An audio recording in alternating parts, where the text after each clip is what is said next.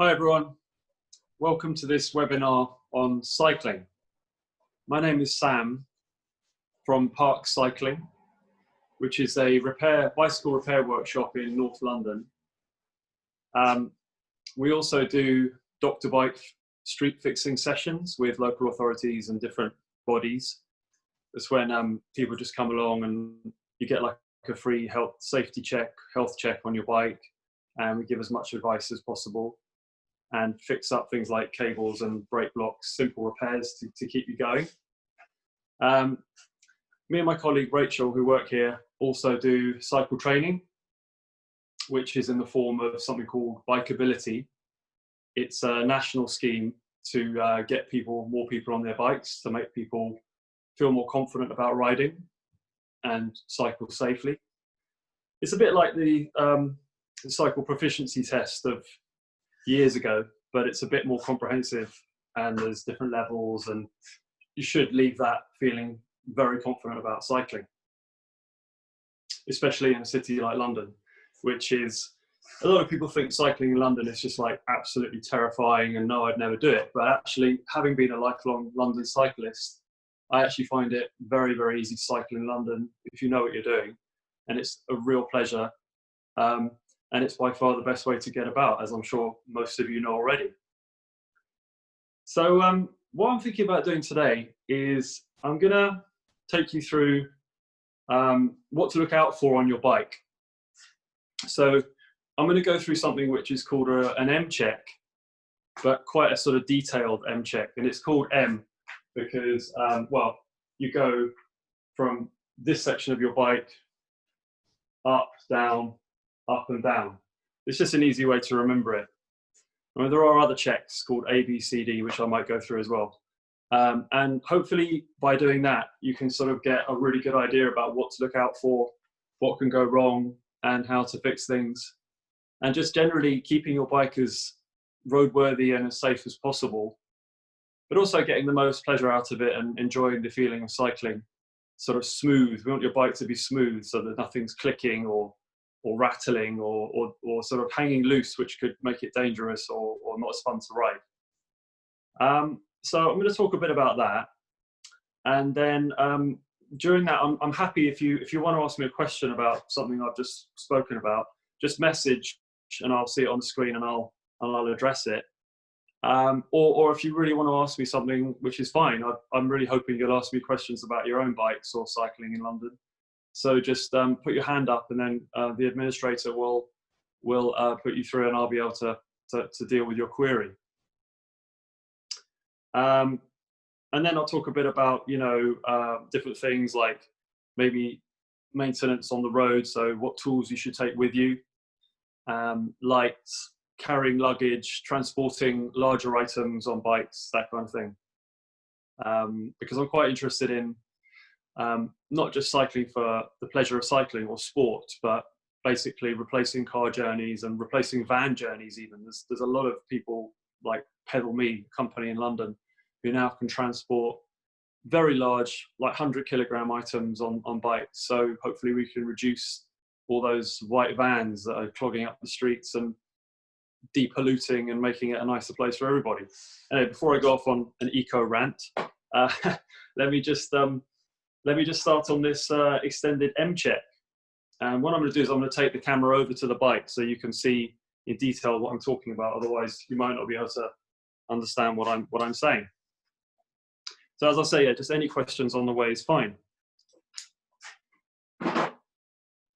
Okay.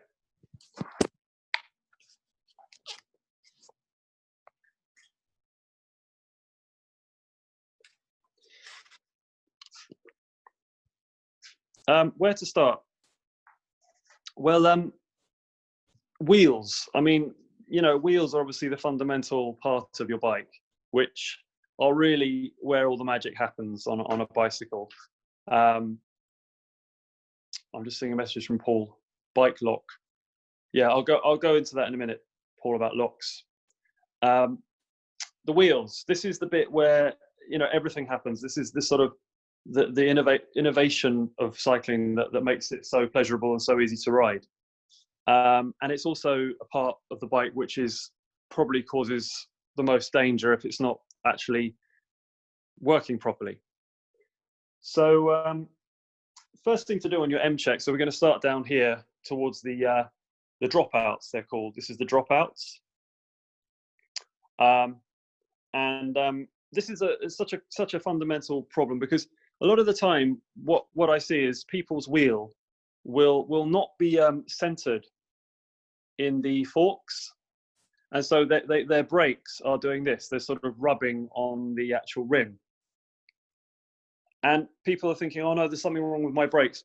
But what's actually happened is this what's called the skewer, it hasn't been pushed into the actual dropouts so that it's completely sitting flat as high as it can be on both sides. And so inevitably what happens is the wheel is sitting at a slight angle, and so it's rubbing on the brakes.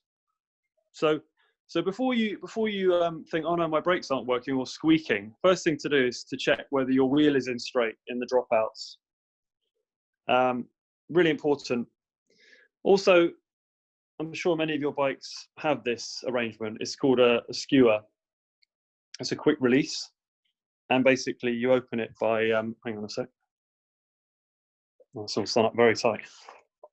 Okay. You open it by opening the lever.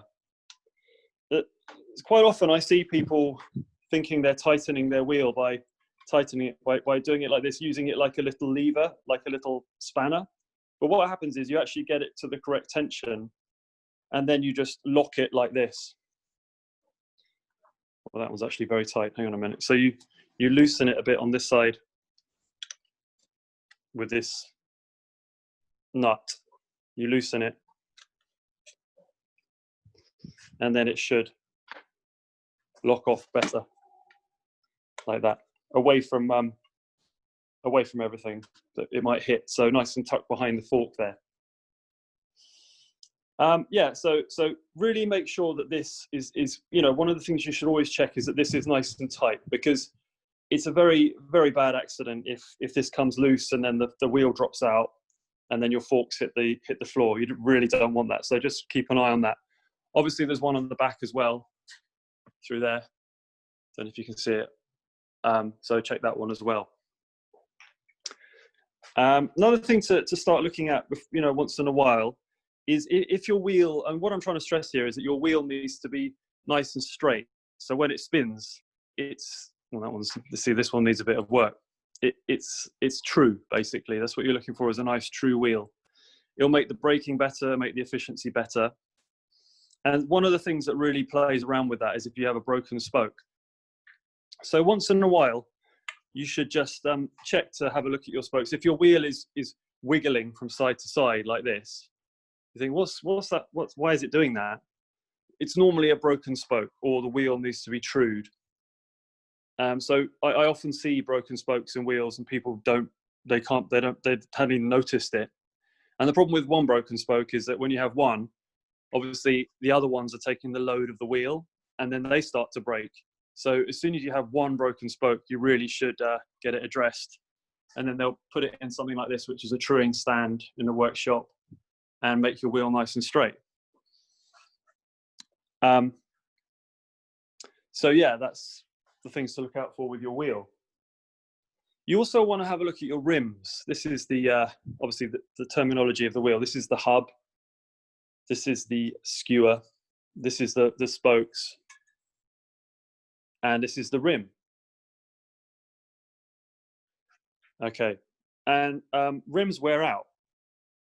So what you should do once in a while is just put your fingers over on the rim and feel how it feels. Some of them have a wear line indicator, which shows you how much wear is left. And when that line indicator is gone, it means you need to get a new wheel, a new rim at least.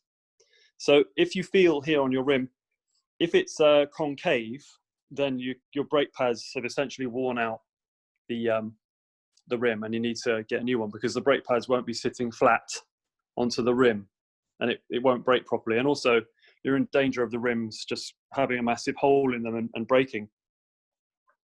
So they should be nice and flat, and then you know that it's all going to work fine. With wheels, a lot of the time it is more cost effective just to get a new wheel when something goes wrong. But if you have a nice setup, you have a nice quality components, or it's a hand built wheel, you might want to just get a new spoke put in, or you know, look after them a bit like that, rather than just buying a whole new wheel. Most bike shops will try to sell you a new wheel, but there are many people who work in bike shops who can fix your wheels for you no problem. Okay, moving on to another very important part of the wheel, which is the tyres. Obviously, tyres are just so important, and I have to say, most of the time when I see people riding, most people are riding on underinflated tyres. And there's two reasons for that. The first reason is not many people have, well, not many people have one of these, which is a track pump.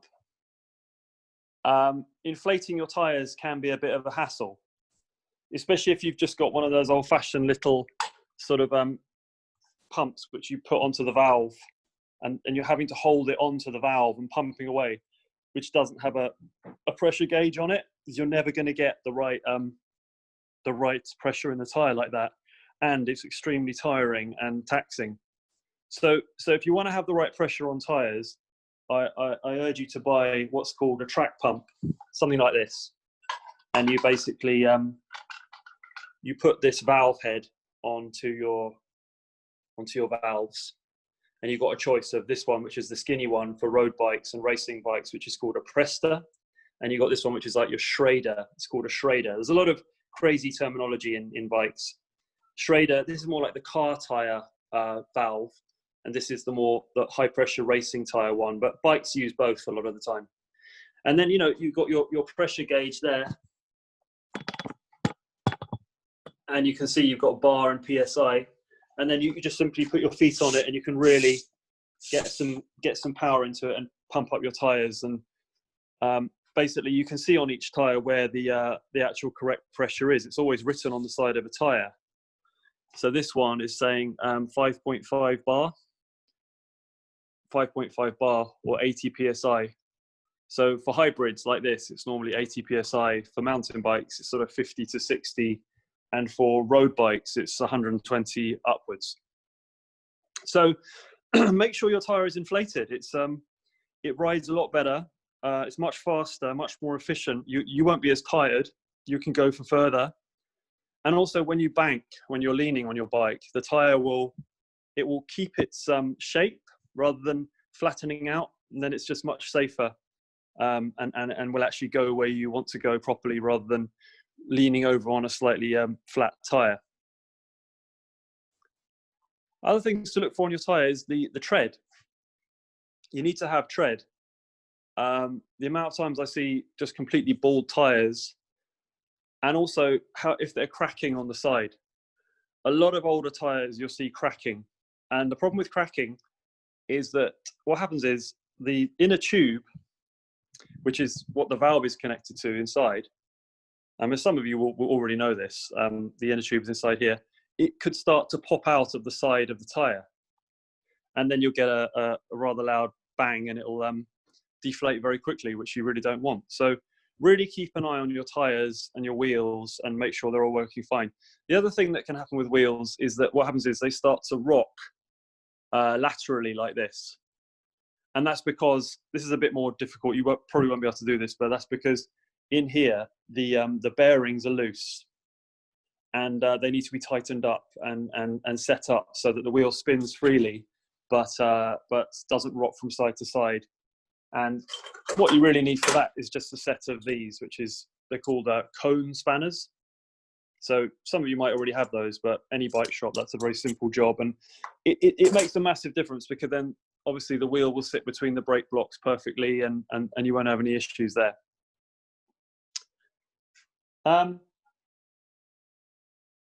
Yeah, the forks, obviously. The forks, this is the forks. This is the bit that connects to your head steerer tube. And these are obviously vitally important that they're not damaged or cracked, because you really don't want forks breaking or being in a bad state. And so once in a while, you should just check to see that they're not cracked. This one's got carbon forks, I think. Yeah, carbon. you can see the sort of very distinguishing carbon type of marks there. And forks are either carbon, aluminium, or steel. They're all built to a very, very high specification, so they shouldn't break. But it's really good just to keep an eye on them to make sure that they're not bent or cracked or rusting where they might fail. So keep an eye on your forks. Now brakes. This bike is a hybrid basically. So I'm just going to give you a quick rundown on the different types of bikes, so you know what I'm talking about. This is a hybrid. That one there is a road bike or a racing bike, and this one over here is a mountain bike. So this is basically a hybrid. This is what a lot of people go around on in London. It's just a very simple, very user-friendly bike, and it's got what's called V brakes.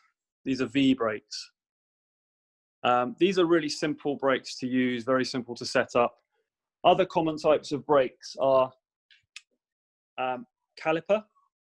This is what you get on your road bikes.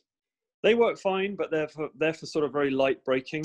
So for, nothing, they're not very good for carrying luggage or heavy locks or that kind of thing. It's just fine for just slowing you down gently when you're out on a long ride. But these are very powerful brakes. And basically they work very simply. There's a cable running from the brake lever to this bit, which is, there's some very strange names. This is a boot, and this is a noodle. And they also are really handy because they're quick release. So when you want to take your wheel off, instead of having to deflate the tire, you can just simply undo them. Oh, this one's going to be difficult. Hang on a sec. Yeah, you simply undo them like that. And this metal bit here sits in this housing. So there you've got a lovely bit of space. You can take your wheel on and off, no problem. And the other thing you want to check for is that your brake pads are in good shape. So these ones are pretty new. You can see they've got little sort of wear mark indicators on them. A lot of the time, the brake pads I see when I'm working are completely worn out. And the trouble with that is that when you get down to the metal, you've got metal scraping on metal, and you hear it a lot. It's really like a dangerous thing to do. So you should change your brake blocks regularly. Changing them is really easy. All you need is a 5mm Allen key, and you just take them off on this bolt, undo this, put the new ones on. I mean, you can look on YouTube. It's quite fiddly because you've got to put the right washers in the right place, and then you just push your brake arm onto the actual rim, so that it's flat, and then tighten them up so they're nice and flat onto the rim, and then hopefully you shouldn't get squeaking. Squeaking is a problem. It is sometimes unsolvable. You just can't. Some bikes just squeak. It's just one of those things, and there are ways around it. Which is what you can do is if your brakes are squeaking, you can just what's called towing in your brake block, which is you turn it a little bit this way, so that the surfaces are meeting at a slight angle to the rim, and normally that should work. But I can tell you now, it takes a lot of trial and error moving them around to make that happen. But in the end, it will work if you persevere.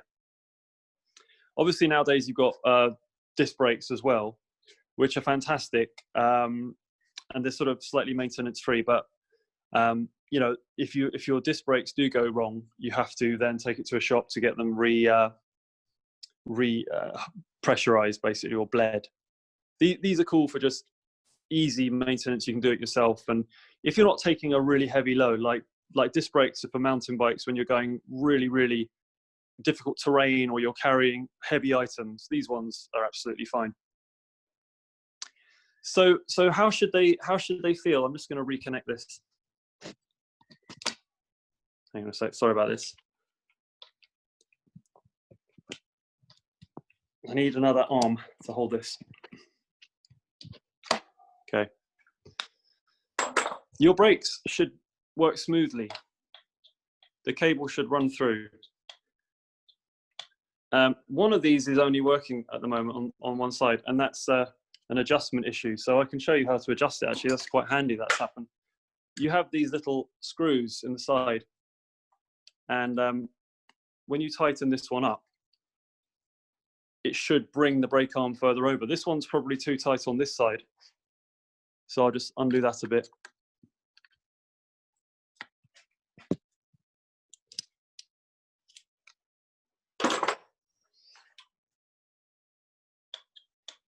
Well, there we go. It's popped over. So you see now they're both sort of, well, this one's working. It's an adjustment thing. That one is now moving over very well. So if I then undo this one a bit,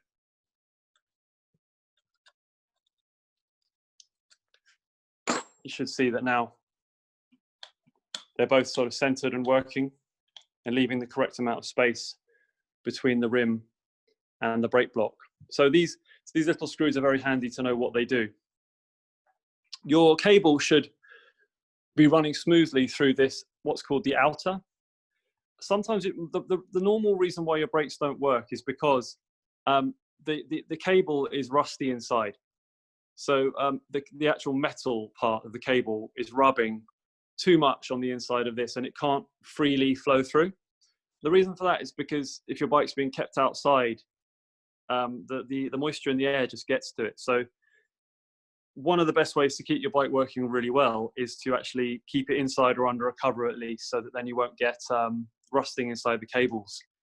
It's always a problem. You can undo these and then just tip some oil down, tip some lubricant down them, and that should make a difference. But you just got to work out how to take this bolt off, slide the cable out, and then just hold the outer further away and put some oil down it when you're holding it at 90 degrees to a wall, so that it actually goes down. Cables also, frayed cables. I'm not a big fan of frayed cables. You see a lot of cables just sort of hanging off, all frayed. And the problem with that is that, you know, as soon as you need to make an adjustment here, you won't be able to, because you won't have a nice tight cable to bolt this nut onto. So wherever you can, you should put one of these little cable ends on, just to keep the cable from being frayed. And it's really simple. You just get pliers or something like that, and you just put these cable ends on, and you just crimp them with a pliers.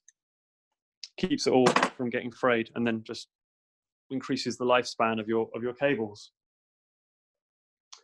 Okay, so then going up from the wheel, going up to the headset. Headsets, they normally work really for a long time, and they have bearings in here and in here. The most common problem with headsets is that they come loose. What that means is that you'll feel this sort of knocking sound. When you put the brake on, you'll hear this sort of very loud knocking noise. And what that is that the tension in here is no longer perfectly set up. It's normally because one of the bearings has come out of its race or little cage, or the bearings are worn, or there's an adjustment issue on the stem. Because the stem is what holds everything in place. It drags the fork up and holds it tight. So the first thing you can do if your forks aren't tight is, what I tend to do is I hold my forks like this, and I push them this way and this way. Or you can do it by holding the brake on when you're on the bike and rocking your wheel forwards and backwards when you're holding the front brake on. And if it's not very tight, what you should do is there's a little Allen key bolt here. But what you need to do first is undo these ones. Undo these ones on the side. Make sure your stem is straight to the wheel. Then tighten this one up on top. And then you should feel that knocking feeling stopping as you push your bike backwards and forwards with the front brake on. And also you've got to allow it to still be able to swing freely to steer left and right. So it's a kind of like happy medium between the bike handlebars can swing, but it doesn't move forwards and backwards like this. And then when you've got it right, then you lock it off with these heavy duty bolts here. And that's how that's how it should get fixed. If that's the most common problem, if it doesn't work still, or it's grinding, makes a horrible clicking, grinding noise or anything like that, you're going to have the whole headset taken out and put a new one in, which isn't a huge job. It's very easy. And then you have great steering, because you don't want anything that's going to impede how your steering works. It's just fundamental to the operation of the bike. There's different types of headset and stem setups. This one is called an A-head. This is the modern type, and this is very, very good. It's very easy to work on, and it's very easy to set up. There's more old-fashioned ones which are called quill, which some of these old steel frames, there's one up there, I don't know if you can see it, it's a sort of, it uses a sort of clutch system to hold itself in. But it's very antiquated, and it looks nice, but it doesn't work that well, and they can get loose very easily. So if you can, just use an A-head system on a modern bike. Okay, let me just see.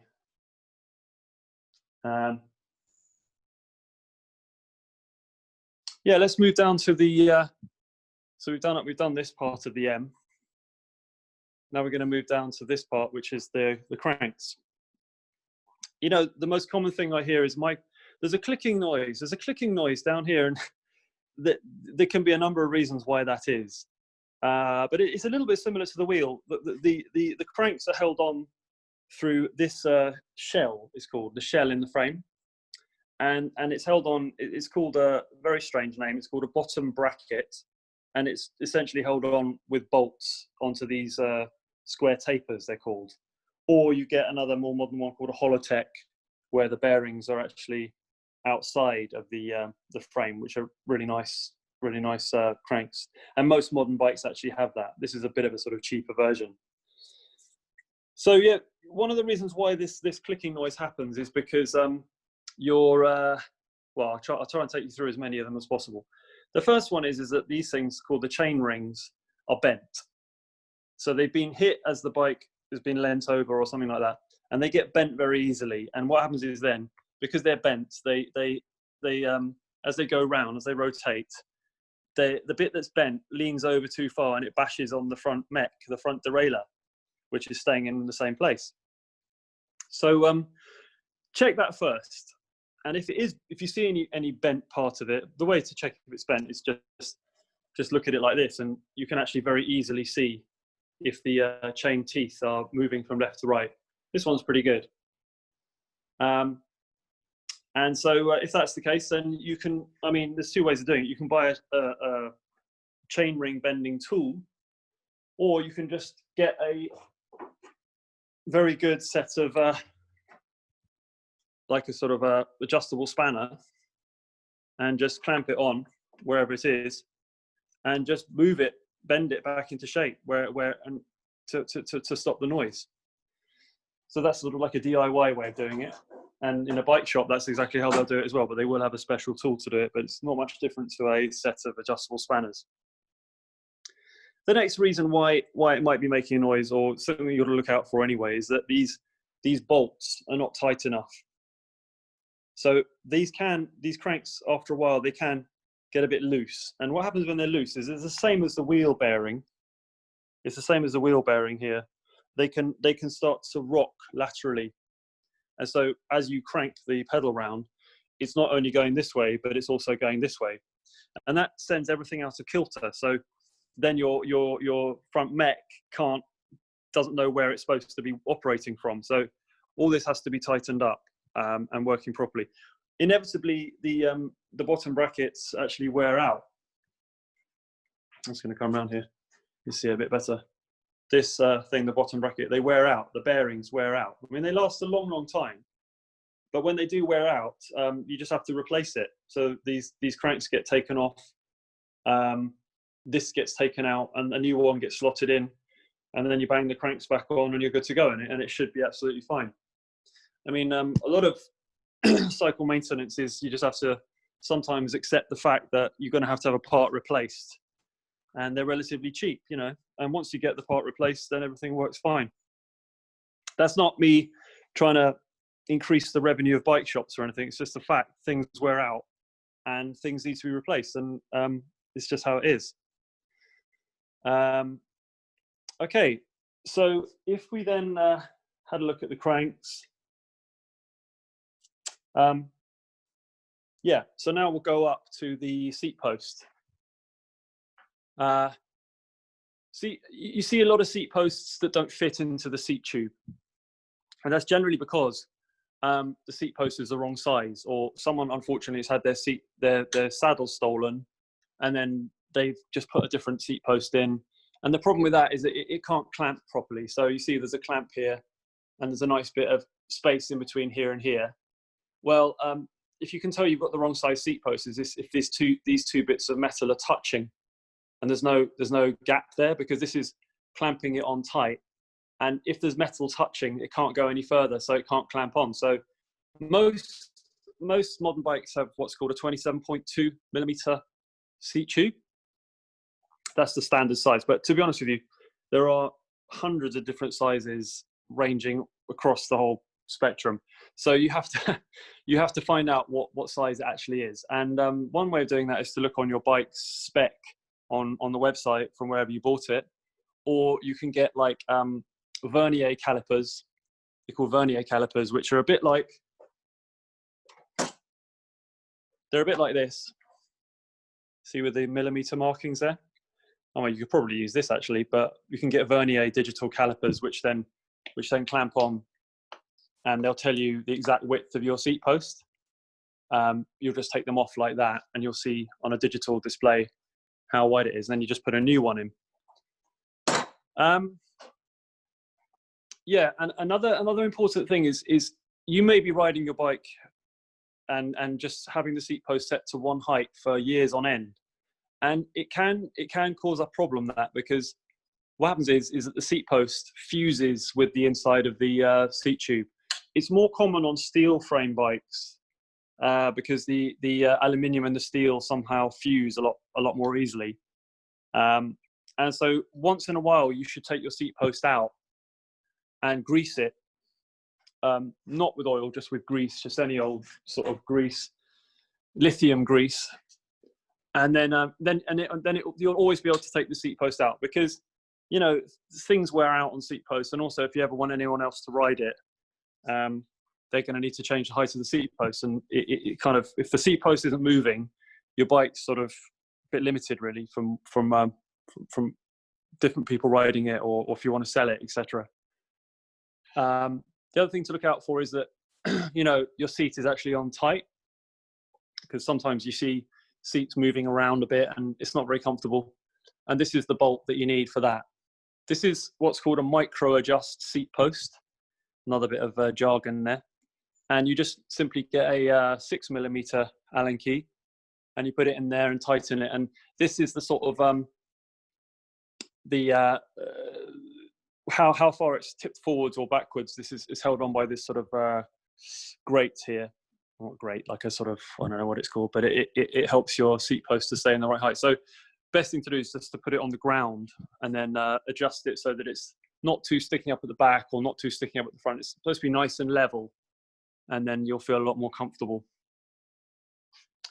Then moving down, you've got the same situation with your brakes here. So make sure that this is all set up properly, and the brake pads have got the same amount of distance on each side of the rim, and they're not rubbing, or the brake pads are still intact. Make sure that your cable is running through nice and smoothly. Just have a little pull on the brake lever there, and they should be running through nice and smooth like that, and bouncing back really quickly. And then you've got a similar thing down here. You've got to check your wheel hub for whether the wheel is rocking left to right. Check your rims. Check your spokes. Check your tyres to make sure they're all okay. There's no cracking, and there's loads of tread left on them. While we're talking about tyres, actually, these are Continental tyres on this bike, which they're okay. I mean, I don't know about you, but I'm not a big fan of getting punctures. It's a hassle and it's a complete pain. And there's one way around getting punctures, and Continental are okay, but there's a brand which I'm sure many of you know about, which is called Schwalbe. It's this sort of blue one. And they make this tire called the Schwalbe Marathon Plus. And these are basically bomb-proof. I've got them on all of my bikes, and I just don't get punctures. They are just literally the best. They're about 35 quid for one. So you're going to be spending, 70 quid getting these tires put onto your bike, but you will save yourself a lot of headache and hassle in the long run. And yeah, I'm not trying to plug Schwalbe. I've got no connection to them whatsoever, but it's just they're the ones that work. I'm sure there's other brands out there, but I just sort of use these. And they also do road ones as well. These are called Marathon Plus, which are more, these are road tires, but you can see they've got a bit of tread, but nothing that sticks out. They're not knobbly. This is a knobbly tire. That's no good on the road. That's going to slow you down, but that's fantastic off-road. But this is a very nice tread, very good in the wet. But yeah, they do a road one called a Durano as well, which is really, really bulletproof. So get yourself a set of those if you want to really upgrade your bike and not be having to change a tire on a wet journey home. What's next? Yeah, I was going to just show you a little bit about indexing your gears. This is sort of taking it a bit further rather than just checking on all the different things that can go wrong. This is how to set up your gears, and I could show you that, I think, if there's time. But after this, then maybe you might have some questions about your bikes or something like that. And I'm more than happy just to go into any sort of problem you have with your bike and try and help you resolve it. And then after that, we can talk a bit more about different things about cycling in London, cycle training, and sort of other things about how to carry loads, etc. Anyway, I'll just try and show you how to do this. So what I tend to do is this is your gear lever. So set it down to the highest gear. The highest gear on a bike, it's a bit confusing. High gears are for like when you're going faster, obviously, and this is the smallest cog on the rear. This is called the cassette. You've got cassettes and freewheels. Cassettes have a larger number of sprockets. This is the highest gear. This is the lowest gear. So the big sprocket on the back is your low gear. This is high. It's a bit confusing because when you get to the front chain set, the biggest one is your high gear, and the smallest one is your low gear. Don't ask me how it works. It's something I've never bothered to sit down and calculate, but there are people out there who love to work out the different ratios and how it all works. And maybe I will one day when I have a bit more time, but I'm happy to accept it as it is at the moment. So what you do is you make sure that it's all sitting nicely on this cog. And then to see if it's indexed correctly, what you do then is you then click it up just one gear. So you're going to a lower gear, and then turn the pedals, and it should go straight up to the next cog, okay? Which it isn't, and it's making a funny noise. So what you do then is you go around to this barrel adjuster, it's called, and then you turn this, okay? And funnily enough, anti-clockwise is making it tighter. Okay, I'm just going to turn the whole bike so you can see this a bit easier. So if I turn it a few times anti-clockwise, you'll see this little bit of metal is starting to protrude from the casing. That's tightening the cable. And now when I turn the pedals again, it should pop up. See, it's popped up to the second lowest gear there. And then same thing again, I'll just click it another time, and it should then go to the next one. And that's when your gears are indexed right. Conversely, when I click it to a higher gear, it should pop down nicely. There you go. And if it wasn't doing that, then I would then turn the barrel adjuster clockwise a little bit. It's a trial and error thing. That's how you get it. It's called tuning your gears. So this is the thing to look for. A lot of people, when their gears are clicking, they start to get a screwdriver and start to play around with these, which have an H and an L. These are called the limit screws. But these are not how to adjust the gear's tension. These are to stop your derailleur arm going too far to the right or too far to the left. So the high one, if you tighten it to the right tension, it will keep your derailleur arm underneath the high gear and not take it any further, which would let your chain fall off. Similarly, the low one, it's quite hard to see in this light, but they say H and L next to each other. The low one will be over here. It stops your derailleur arm going into your spokes. That's an even more important one, because if your derailleur arm goes into your spokes, you're finished. Your wheel's going to crunch up. It's going to break everything. It's going to break your mech hanger, break your wheel. So this is the very important one, the L. A lot of bikes have little plastic guards here, but if you set it up right, there's no reason why you should have that. I like to keep it just slightly to the right of the lower gear so that it's a little bit difficult to shift it onto the lowest gear, rather than it being too easy and then the chain fall off on this side. So it's just a little tip there on how to index your gears. The front one is a similar situation, a little bit more tricky to do, but really it's the same thing. And on the front one, the tensioner, the barrel adjuster on the front gears is always on the actual brake gear shifter, and it's here.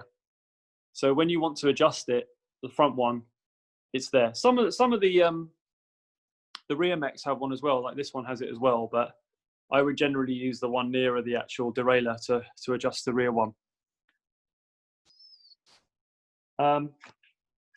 Okay, so let me just turn this around. So yeah, that's an extended version of the M check, bicycle safety check. There's another one, ABCD. Sorry, I'm just trying to set this up again. Whoops. There's another one, which is the ABCD check, which is great for kids and very simple. A, air. B, air as in air in your tires, make sure they're the right pressure. B is brakes, make sure your brakes are working. C is chain, make sure the chain is not rusty and is working okay on the cassette. You can just pedal it backwards to make sure that it's all set up, indexed okay. And D, direction. That's making sure that the headset stem is tight so that when they ride along, when they turn the handlebars, the wheel turns as well. And a good way of checking that is just to stand in front of the bike, put your feet either side of the tire and move the handlebars like this. And if it moves, you want to tighten up those bolts that I showed you on the stem up there, because we definitely want our wheel to be going where we're turning the handlebars, otherwise bad things happen. Right, I'm happy to answer any questions if you guys have got any queries about your bikes, either by message or you can talk to me. But just think about something that's annoying you on your bike and I should be able to help you. If not, let's talk about some other things. Tools. What tools should you take with you? Let me just check this. Yeah. What tools should you take with you? What are you going to need out there if your bike stops working for some reason? Well, really, there's the two fundamental things to have with you is a multi-tool. These are absolutely brilliant. They've got, on modern bikes, they've got everything you'd need. You've got the two screwdrivers. You've got this, which is a sort of hex key. It's not a hex key, I forgot what it's called now. It's another type of key, which is for disc brakes, setting up your disc brakes. And then it's got all the different Allen keys, including the very small Allen keys, which are really great for things like adjusting kids' brake levers when you need to set it to a certain distance from the actual handlebar. And just having all these different Allen keys is really, really useful. So yeah, one of these multi-tools. I personally find the ones with the shorter tools on them a bit more effective, because when they start to get a bit long, it's a bit tricky. These ones, you can really get a nice bit of tension on it, and they don't sort of waggle about too much. So I find these really, really good. A nice small one like that with as many features on it as possible. And that's just going to fit in your bags. You're hardly going to notice it. The next thing is your tire levers. I swear by these ones. Everyone has their own favorite tire lever. You've got different ones. Right. Yeah. Sorry, if you have a real nasty tire to take off, you're gonna need a metal one like this, but you can do damage to your rim. This is only in extreme circumstances. These ones, I find they're made by tacks, and they just work really, really well. You're gonna break them. They break the whole time. And taking tires on and off rims is a whole kind of, you could do a whole webinar on that in itself, to be honest with you. It's just a skill that you pick up over time, and it sort of requires muscle memory and all these different things. But the number one thing to think about when you're changing a tire is to have somewhere to sit down. You sit down with the wheel on your lap, and everything's a lot easier, because you can pull the tire onto the rim and push it over the other side of the rim while it's on your lap. Obviously, you're going to need some apron or something to put on your lap, because you're going to get very greasy. So these are very, very good. You need two or three. And the other thing, I'll get onto the locks in just one second. I was talking about this track pump earlier that I swear by. You don't have to get a toe peak one. There's all different ones, but this is a good one. This is called a toe peak Joe Blow. It's very good. They're not expensive. They're about £28. Just make your life a lot easier. You can also get a smaller version, so that you can put this in your bag. I mean, there's an even smaller version even.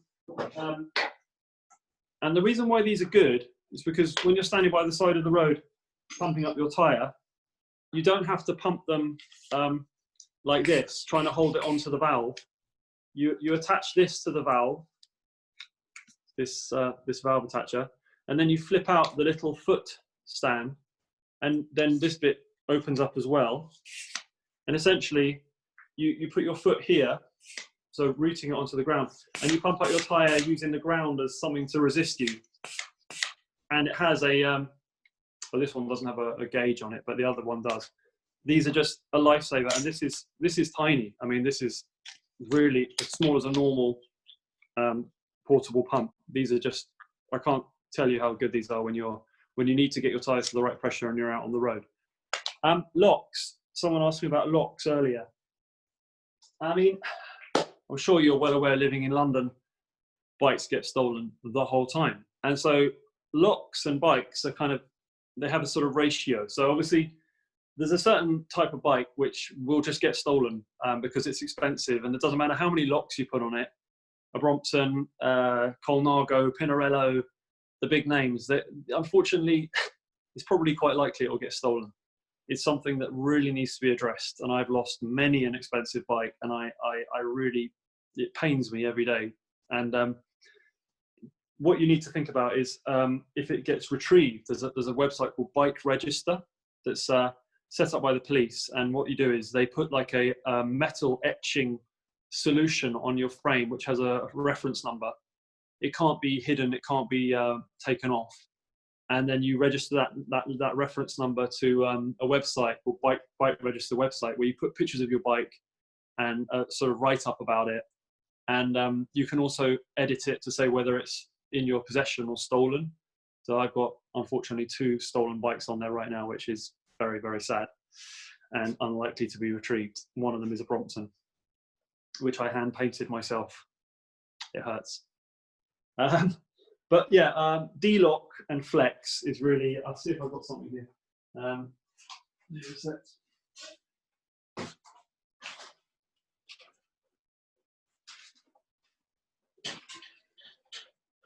I haven't got the D-lock here, but you know, a D-lock is one of those very heavy metal ones which just essentially locks in like this to a framework, and then you use a flex like this to put through your wheels.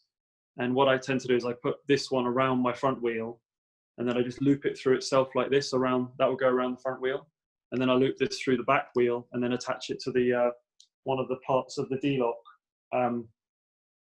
It's really the only thing you can do to stop your wheels and your bike being stolen. And of course, you have different levels of safety with the D-lock. So you can get a gold standard D-lock, which I think comes with a certain level of insurance if your bike gets stolen. But I hate to say it, there is no lock on the planet which won't get eaten through by a cordless angle grinder with a stainless steel cutting blade in under 1 minute. So really, it's about, maybe you have to have a bike that you go out on or don't mind locking up somewhere, and then you have your nice bike for when you're going out on a ride.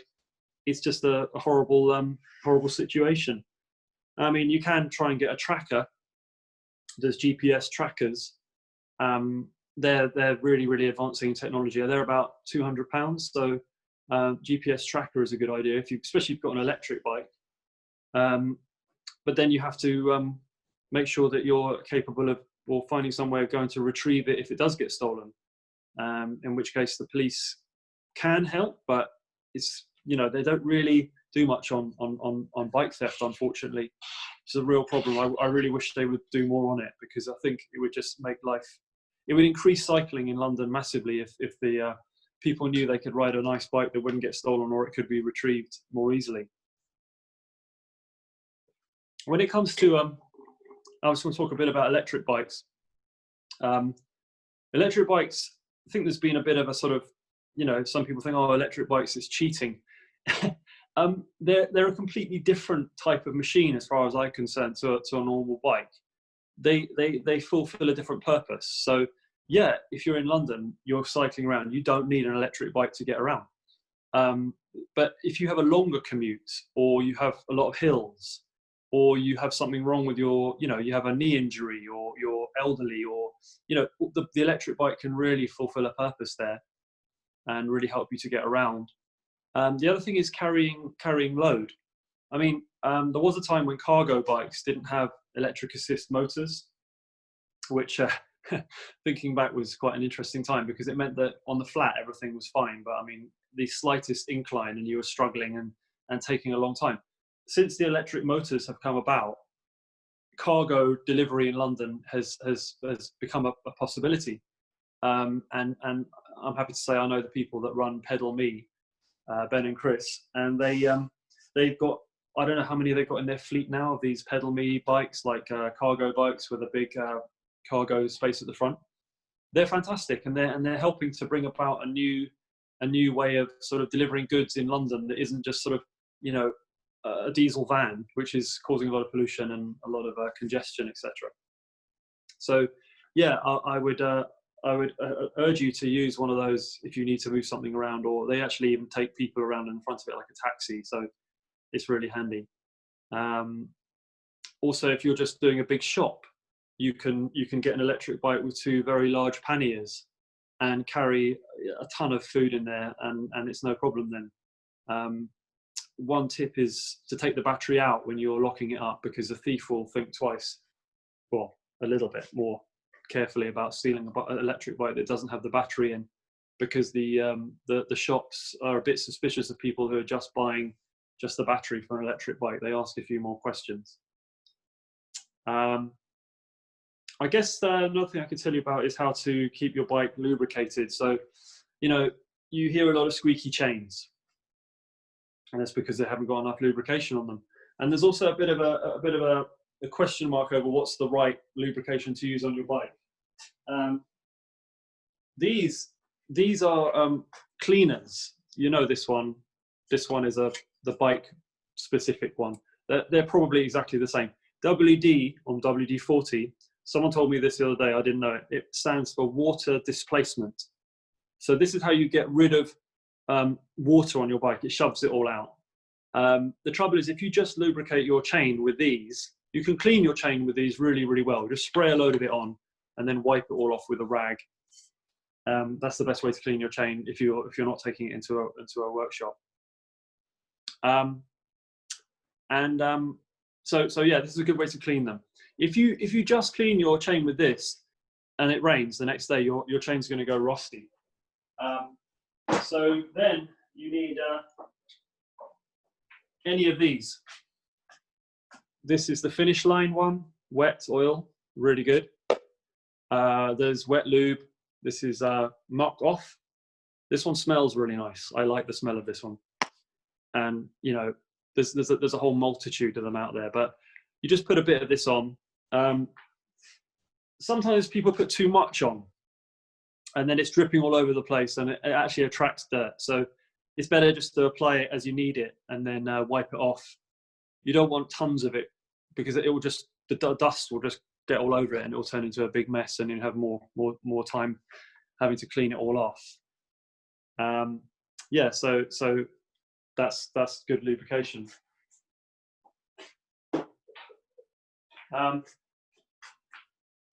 Has anyone got any questions they want to ask me? If not, I can move on to like maybe some website links, because I think we're sort of getting towards the end of it now. If I could just point you in the direction of a few really good websites to help you cycling in London. The first one is, yeah, Bike Register, which is how to retrieve your stolen bike if it gets found by the police. They can obviously, I forgot to mention this actually, they can obviously, the reference number is specific to you, so they know your details because of the Bike Register website, and they put you through to that, and they can contact you if your bike is retrieved. Another really good website is the London Cycling Campaign, which is just fantastic organisation, and they organise loads of events in London. Like there's one in Swains Lane in North London, which is called the Hill Climb, and it's actually one of the most famous time trial hill climb events in the whole of the UK. You get people coming from all over the country to cycle up a road in Camden, essentially, which is pretty fun. And it's a really good atmosphere, and I would urge you to go there. It's actually this September, so that's really fun. Obviously, you know, if you want to learn how to do repairs on your bike, YouTube is fantastic. It's just got everything. So just follow YouTube to change a brake cable, change a gear cable, index your gears, and anything. There's everything on there, as you know. There's another guy called Sheldon Brown, who's like an American cycle specialist, and he's really good on his website for the different specifications of the different bits and pieces you need on your bike. So he's really, really good as well. Yeah, I also do a voluntary workshop on the first Monday of every month. Unfortunately, due to coronavirus, it's not on at the moment. But I'm sure that will be starting up again. It's called the Kentish Town Bike Workshop, and it's on the first Monday of every month. So if you look on the Camden Cyclists website, which is part of London Cycling Campaign, you'll see a link to the Kentish Town Bike Workshop. And there's 4 or 5 doctor bikes, as they're called, and they will show you how to fix your bike in person. And you know, it's really nice as people come along and share knowledge, and there's always loads of cake, which is always extremely welcome. So yeah, come down and have a piece of cake and talk about bikes. I don't know whether anyone's got any questions, but I mean, I've got one here. Hang on a second. I'm just going to look at the messages. Let's have a look. Okay.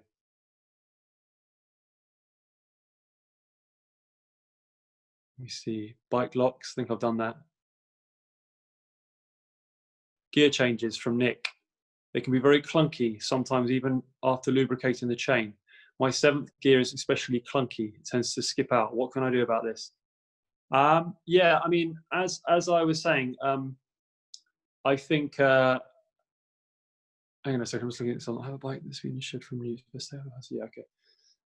Yeah, with gear changes, really, you're looking at this barrel adjuster. As I said, try using that method I explained about dropping it onto the highest gear, and then turning this barrel adjuster anti-clockwise to make it skip up to the next gear nice and smoothly. If it doesn't skip up to the next one when you click it once on the shifter, then turn it anti-clockwise and it should do it. It is hard to see know how to fix it without seeing it in the flesh. But yeah, have a fiddle around with your barrel adjuster. I wouldn't touch the limit screws. Don't touch those, because you might then end up with the chain falling off. So give it a go with the barrel adjuster. But like I say, it might also be the case that the cables are a bit rusty inside, or they're not traveling through the outer of the cable setup properly, and it might be stopping the cable moving freely, in which case your gears won't shift properly. So I'd have to probably have a look at it, to be honest with you, to know the answer to that.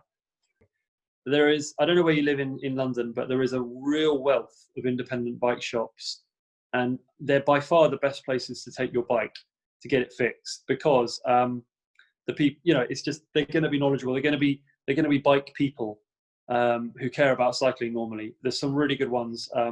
Lunar Cycles in Kentish Town, My Bike Workshop, Park Cycling up in Dartmouth Park. There's loads of really good ones, depending on where you live.